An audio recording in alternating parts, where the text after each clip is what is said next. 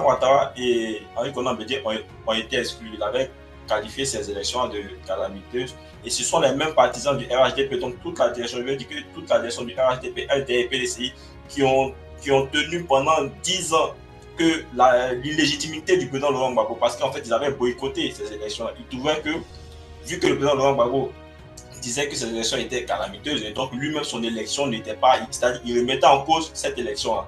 Et ça donnait ce que ça donnait, on a vu par la suite. Donc aujourd'hui, si le président Laurent Gbagbo avec le PPACI et le PDCI boycottent ces élections, moi je pense que quelque part, ça fait partie des démarches, je dirais, démocratiques. Voilà, boycotter, rendre illégitime, je veux dire, c'est-à-dire ce quinquennat qui se présente là, et par la suite, maintenant, mener d'autres actions qui vont faire bouger les lignes, comme Vincent disait tout à l'heure. On a eu en 95 le boycott qui a donné lieu à des réformes en 2000. Voilà, donc je veux dire que ce sont des démarches démocratiques qui peuvent faire avancer les choses. Donc, il ne faudrait pas qu'on se...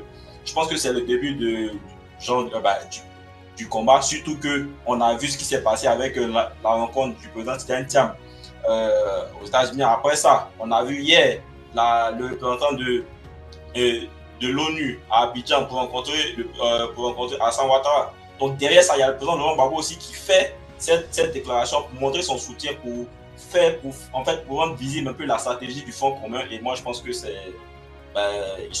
ils sont dans le combat. En tout cas, je veux vraiment qu'on puisse faire l'exégèse de cette déclaration. Les mots sont quand même forts, à mon avis. Regardez, il dit aujourd'hui, ce qui est en jeu dépasse la seule élection présidentielle. Donc, président.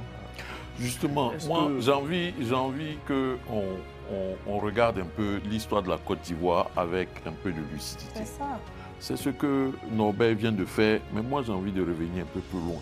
Quand on parle de déficit démocratique, nous sommes tous conscients sur ce plateau qu'il y a un problème de démocratie et d'élan démocratique dans notre pays. Nous en sommes tous conscients.